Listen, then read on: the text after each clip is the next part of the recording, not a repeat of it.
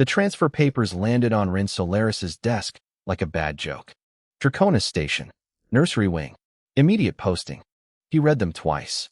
Then he read the small note clipped to the bottom, written in the tight, careful script of the Galactic Union's placement office. It said, "You are the 14th candidate. Good luck." He didn't ask what happened to the first 13. Draconis Station sat in the middle of a twin star system, a place where the light was always golden and the shadows always long. It was enormous, part research hub, part diplomatic post, part home to roughly 3,000 Dracari who had chosen to live among the stars rather than on their home world. The Dracari were tall, scaled, winged, and deeply proud. They had civilization while humanity was still figuring out which end of a spear to hold. Their hatchlings, by all accounts, were terrifying. Rin was not a soldier or a diplomat. He was a xenobiologist, the kind of person who got excited about how different creatures breathed, ate, bonded, and communicated. He had worked with 6 other species before this. He had once spent 4 months cataloging the sleep patterns of a species that communicated entirely through color changes in their skin. He was, by nature, patient and quiet and very hard to rattle. He packed one bag and boarded the transit shuttle.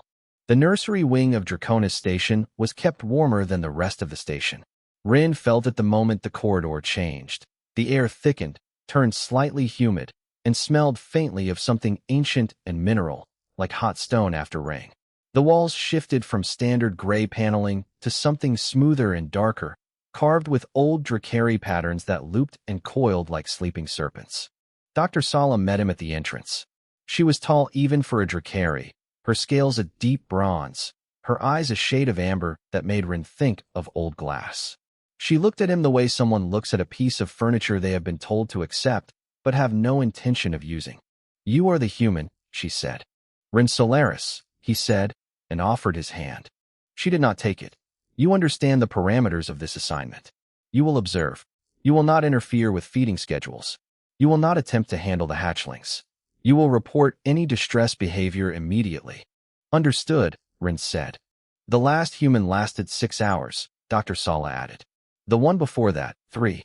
They became agitated. The hatchlings, not the humans. Although the humans were also agitated." "What made the hatchlings agitated?"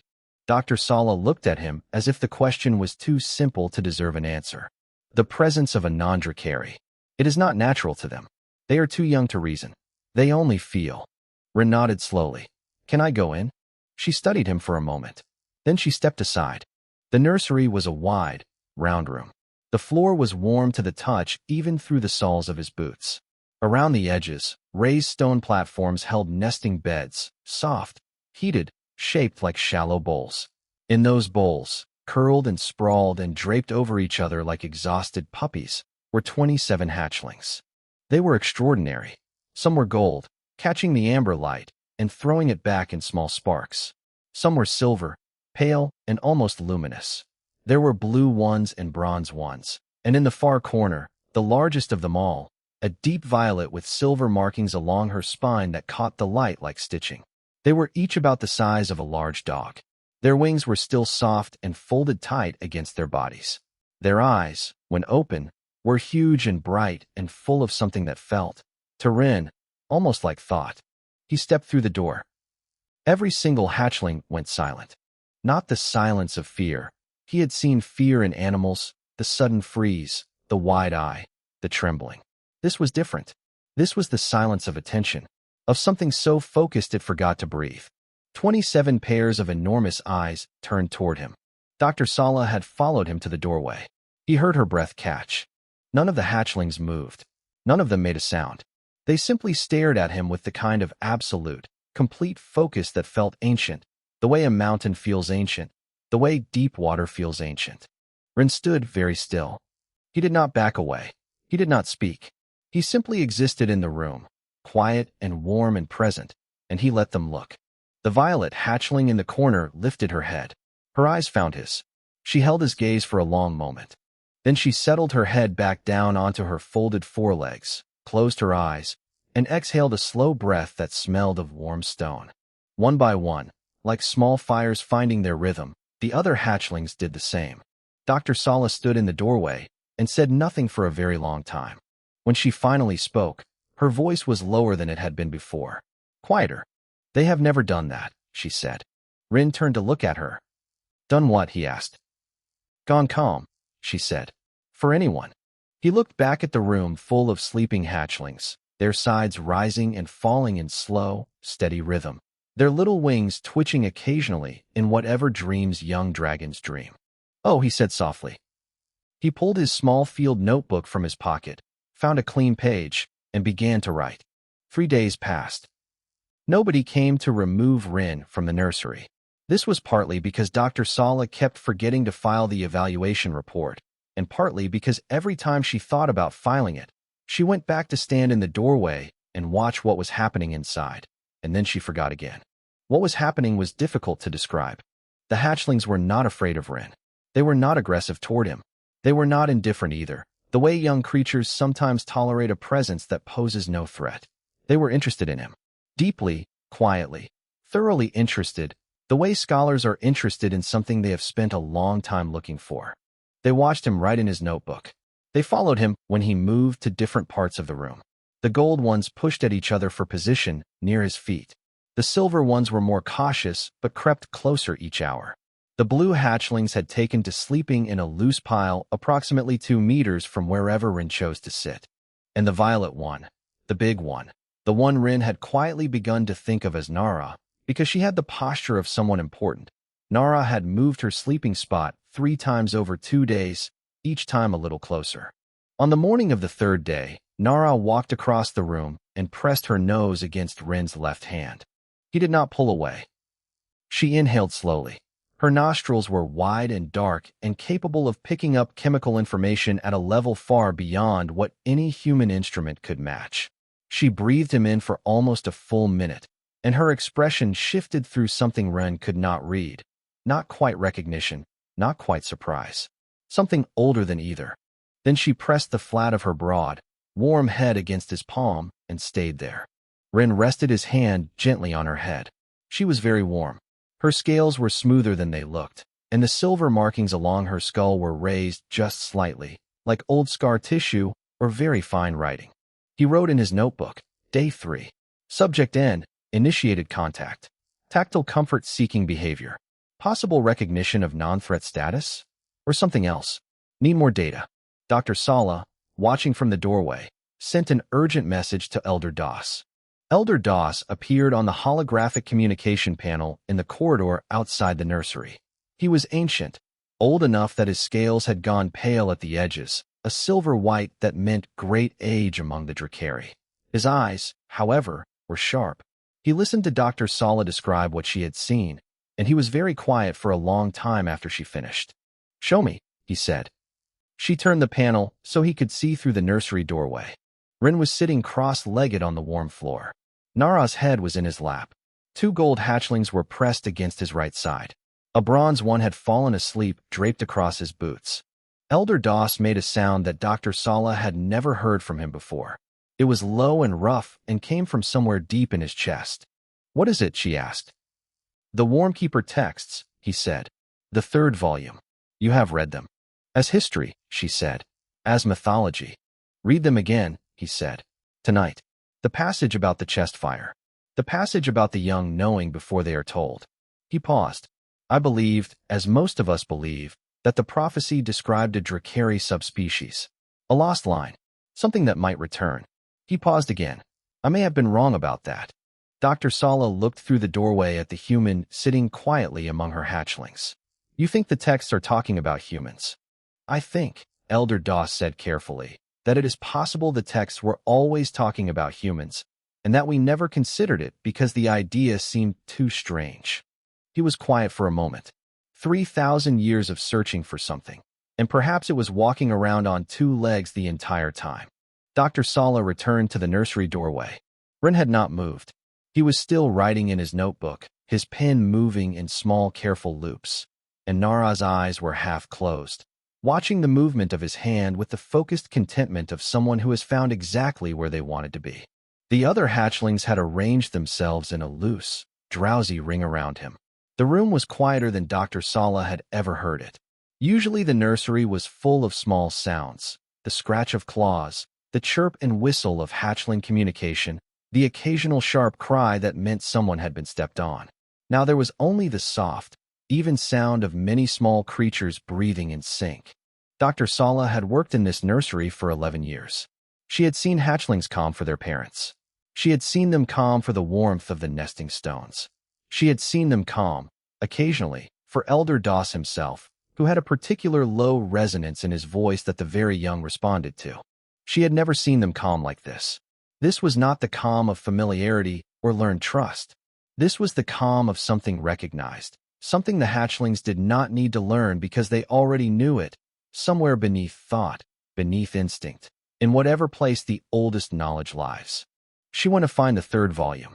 Researcher Ivek arrived on Draconis Station with 4 cases of equipment, 2 junior assistants, and a reputation for never being surprised by anything. He was surprised on the second day. Ivek specialized in bioacoustics, the study of sound and frequency as biological communication. He had spent 30 years measuring the calls of ocean creatures on 7 different worlds, the vibrational language of insects on 4 more, and the subsonic signals that large animals use to communicate across distances too great for ordinary sound. He understood, better than almost anyone in the Galactic Union, that most communication was invisible. Most of it happened below the level of conscious thought. Dr. Sala had asked him to come quietly. She had not told Commander Vreth yet, and she had not told Ren. She needed the data first. She needed to know if what Elder Doss suspected was real or just the wishful thinking of a very old scholar looking for a pattern in coincidence. Ivek set up his instruments in the corridor outside the nursery, feeding sensor threads under the door. Thin as wire, sensitive to frequencies far below and far above what any Drakari ear could detect. Then he watched his screens. For 6 hours, he watched. He saw the heartbeat data first, Ren's, steady and slow, averaging around 60 beats per minute, with a rhythm that was remarkably consistent. Not the flat consistency of something mechanical. A living consistency, the kind that comes from a body that is genuinely calm, genuinely at rest. Then he ran it through the comparative frequency library. He was looking at the waveform, the shape of each beat, the interval pattern between them. His screen flagged a match. He stared at it. He cleared the data and ran it again. Same match. He called his junior assistant over without a word, simply pointed at the screen. The assistant looked at it, looked at Ivek, and looked at it again. The match was to a signal from the Drakari maternal frequency library, specifically, the signal a brooding mother emits through the shell of an unhatched egg. Every Drakari hatchling, before it ever opened its eyes or took its first breath of real air, spent months learning that signal, learning that frequency meant warmth, meant safety, meant the entire world was exactly as it should be. Ren's resting heartbeat, combined with his body temperature and the quiet rhythm of his breathing, produced a composite signal that fell within 4% of that frequency. 4% was close. Close enough that a hatchling's nervous system, operating on pure instinct, would have no reason to distinguish between the two. Ivek sat down slowly. He spent the rest of the day running additional measurements. He checked the thermal data. Ren's body heat was higher than a Drakari's, and it radiated steadily, without the fluctuations that came with activity or stress. He checked the breath cadence, slow, even, deeply regular in the way that only genuinely relaxed creatures breathe. He measured the faint low-frequency vibration that Ren's body produced simply by existing, blood moving, lungs expanding, muscle and tissue doing the 1,000 small tasks of being alive. Every single measurement told the same story. Humans, as far as any hatchling's ancient and wordless instinct was concerned, felt like a mother that had not left yet. That evening, Ivek stood in the doorway and watched Ren eat his dinner at a small folding table he had set up in the corner of the nursery. Nara was sitting beside him, head raised, watching the movement of his fork with calm curiosity. The gold hatchlings were asleep in a pile near his feet. The blue ones had moved even closer. Ivek had measured many extraordinary things in his career. He had recorded sounds no living creature had ever consciously heard. He had found signals in the static of deep space that turned out to be the mating calls of something vast and very far away. This was different. This felt personal, in a way that data usually did not. He found Dr. Sala waiting in the corridor. "It is real," he said. She closed her eyes briefly. All of it. The heartbeat match alone is remarkable. Together, the temperature, the breath, the low-frequency vibration, it is not a coincidence. He looked at his notes. Every human we have ever tested this on would likely produce a similar result. It is not specific to this individual. It appears to be a species-wide physiological trait. They had no idea, Dr. Solis said. It was not a question. None whatsoever, Ivex said. They have been walking around for thousands of years producing this signal, and none of them knew it. They were both quiet for a moment. I should tell him, Dr. Solis said finally. She went back into the nursery. Ren looked up from his notebook. Nara watched Dr. Sala approach with calm, gold-bright eyes. Dr. Sala sat down across from Ren and explained what they had found. She kept it simple. She showed him the frequency charts on her tablet. Ren looked at the data for a long time. Then he looked at Nara. Then he looked back at the data. So they think I feel like home, he said quietly. In a manner of speaking, Dr. Solis said. Ren was quiet for a moment. That might be the nicest thing anyone has ever told me, he said. Nara pressed her head against his arm, and he reached up without thinking and rested his hand between her ears. Dr. Sala picked up her tablet, opened the third volume, and began to read.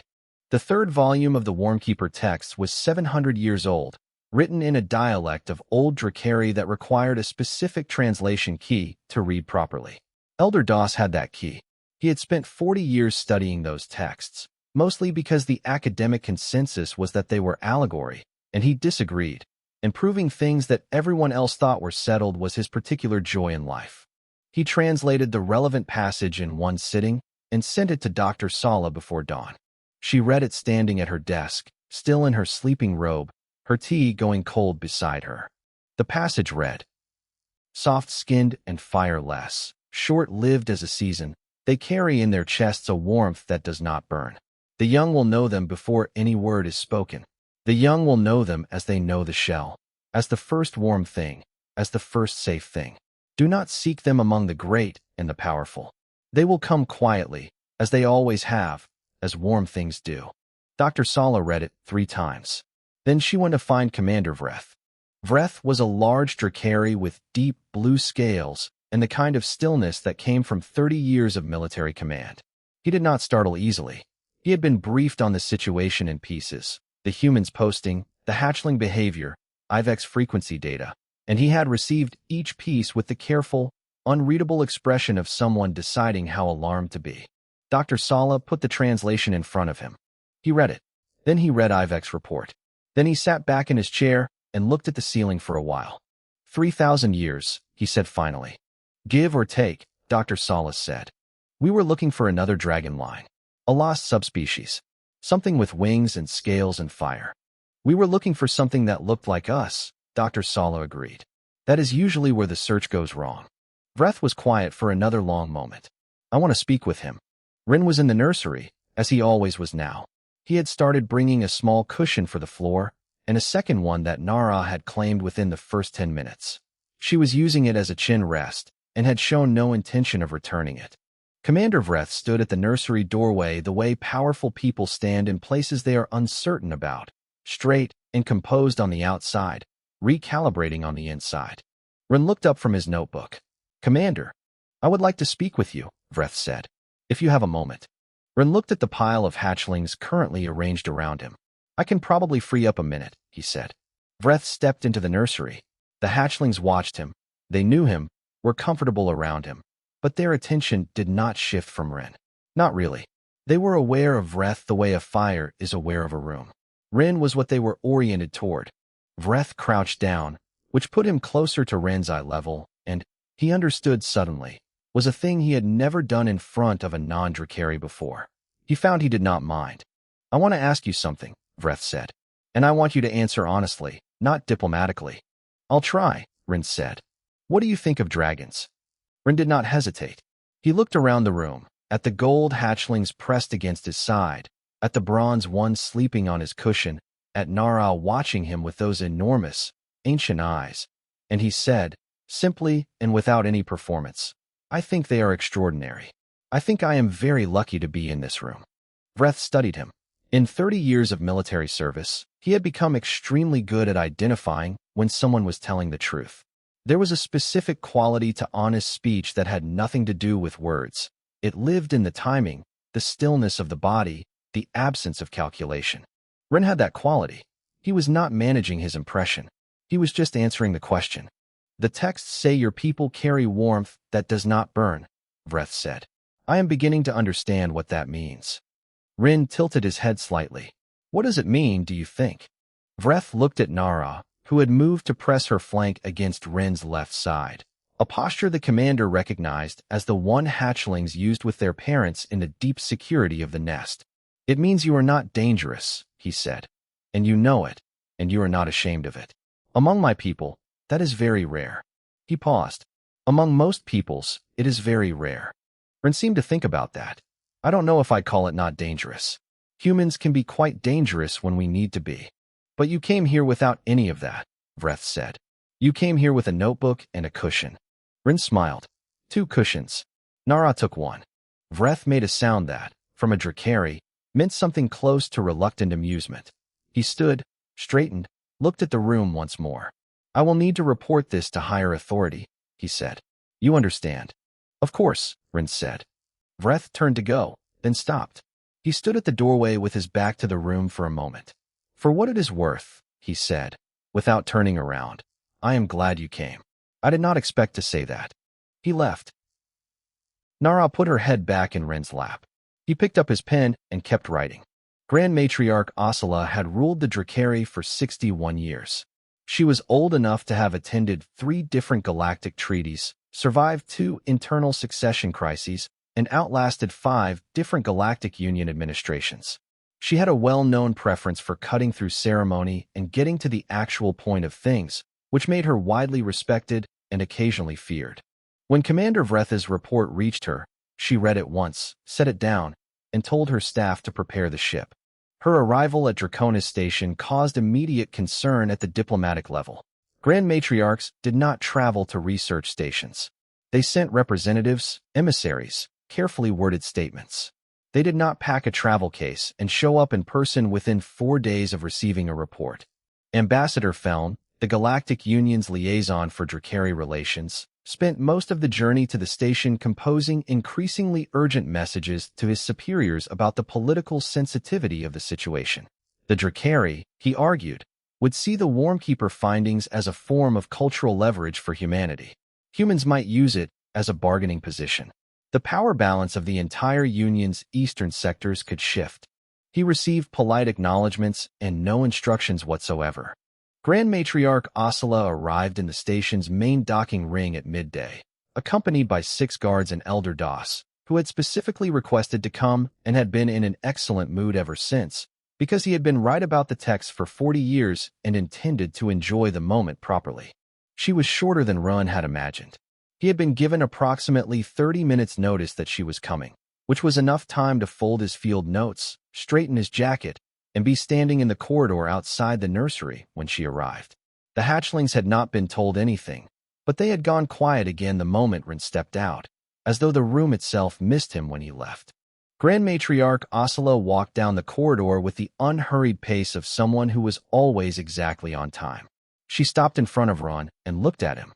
She was studying him the way Elder Das studied old texts, carefully, without rushing, looking for the thing that mattered. You are the human, she said. Her voice was deep and level. Rin Solaris, he said. It is an honor, Grand Matriarch. It may be, she said. We will see. She glanced at the nursery door. May I see them? Of course, he said, and opened the door. She stepped inside. The hatchlings looked up at her. They knew her, in the instinctive way that hatchlings know importance, know age, know the deep resonance of a powerful Drakari presence.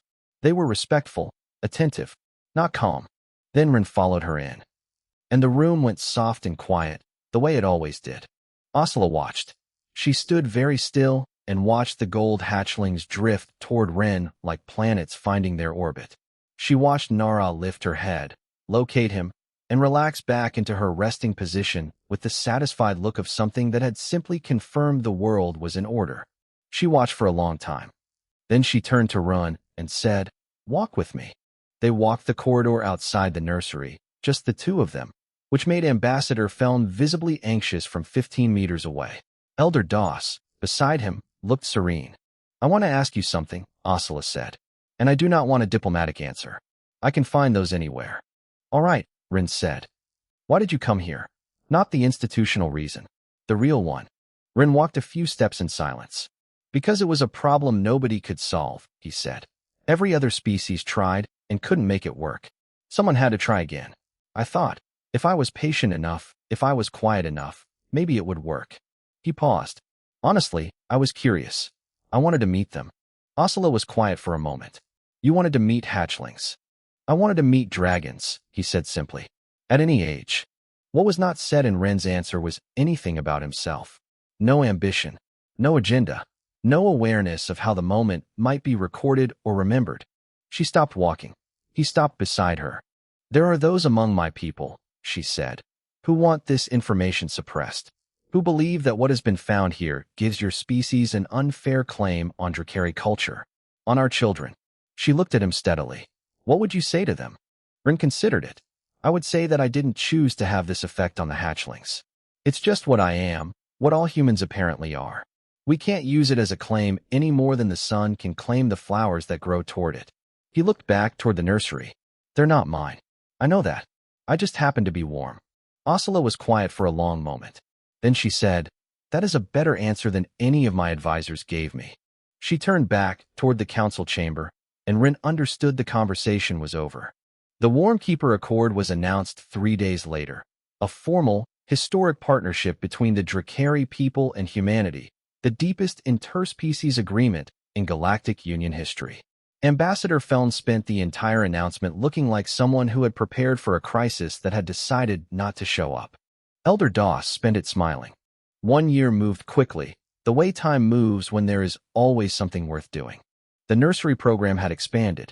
There were now 6 humans working in the Draconis Station nursery, trained by Rin over 8 careful months, trained not in technique or procedure, but in something harder to teach: how to be still, how to be present without demanding anything from that presence, how to enter a room and let the room decide what happened next. 3 other stations had requested the program. The waiting list for human volunteers was longer than anyone had predicted. Nara was not a hatchling anymore. She had grown over the year the way young dragons grow, in sudden bursts that left the nursery staff scrambling to adjust her sleeping platform, and she was now nearly the size of a large horse, her violet scales deep and rich, the silver markings along her spine and skull standing out like starlight on dark water. Her eyes had gone from the bright, unfocused gold of hatchlinghood to something cooler and clearer, the color of old amber with a depth behind it that made you feel, when she looked at you, that she was reading several things at once. She had been selected to be among the first group of young Drakari to formally study alongside humans at the Galactic Union's Joint Academy. She would leave in 2 months. Rin was glad for her. He was also, quietly, going to miss her. The ceremony hall at Draconis Station had been built to hold large gatherings, and for the first time in its history, it was genuinely full. Drakari dignitaries and human representatives occupied the same floor space with the slightly careful politeness of people who were still learning each other's habits. Elder Doss was in the front row, which he had arranged for himself, because he was old and had been right about the texts and intended to have a good view. Commander Vreth stood on the ceremonial platform with the composure of someone who had practiced it, which he had. Dr. Sala stood beside him, her bronze scales catching the warm light, and her expression, which a year ago had been professionally neutral toward Run, was now something that could be described, without exaggeration, as fond. Grand Matriarch Ursula herself presided. Rin stood in the middle of all of it and looked slightly uncomfortable, because he was not a person who had ever wanted to be in the middle of things. He had wanted to be in the nursery, which was quiet and warm and smelled of hot stone. Ursula spoke first. She spoke about the Warmkeeper Accord and what it meant, not the political meaning, which had been covered extensively and at considerable length by people who enjoyed that sort of thing, but the actual meaning, the kind that did not need a formal title. "We searched for 3,000 years, she said. "We searched among our own kind. We searched in the stars, in the old fires, in the ruins of things we had built and lost. We did not find what we were looking for." She paused. and then a warm-blooded creature with no wings, no fire, and a small paper notebook walked through a door, and our children recognized him before we did. She reached for the object on the stand beside her. It was a stone, dark and smooth, palm-sized, carved with the spiral pattern of the first hearth, the oldest Drakari sacred site, the symbolic origin of their species. The first hearthstone, she said, given to those who tend fire without burning. She placed it in Ren's hands. He looked down at it. It was heavier than it looked and warm to the touch, though there was no heat source he could identify. He had read about the first hearthstone. It had been given twice in recorded Drakari history, both times to Drakari. "You did not conquer us with ships," Ocelus said, quietly enough that the words were almost only for him. "You walked into a room full of our children, and you were gentle. That is not a small thing. That is, in fact, everything." Ren held the stone carefully and said, "Thank you." He did not say anything more elaborate than that, because he was not an elaborate person, and because he had learned, over the past year, that the hatchlings had been teaching him something too. Something about how the most important things were often the quietest. After the ceremony, he went back to the nursery. The new group of hatchlings had arrived 2 weeks before, 19 of them, younger than the last batch, still unsteady on their legs, their wings mere soft folds against their backs. They were gold and silver and white, with 2 blue ones in the corner who had already bonded closely with each other and spent most of their time sleeping in a pile. Nara came with him. She fit in the nursery still, barely, if she folded her wings carefully. She stood beside Ren at the doorway, her head level with his shoulder, and looked at the new hatchlings. The nursery staff pulled the door open. Ren walked in. The room went silent. Every new hatchling turned. Every pair of young eyes found him. Not because they had been told to, not because they had learned to, but because something beneath learning, beneath memory, beneath every word any of them would ever speak, recognized what they felt. Warmth, steadiness, the signal that the world was safe. One of the white hatchlings, very small, took 3 unsteady steps across the warm floor toward him. Ren crouched down and stayed very still. The hatchling kept coming. Nara made a low, quiet sound beside him. Not a word in any language that had a name, but a sound that meant, in the oldest possible way, that this was right, that this was as it should be.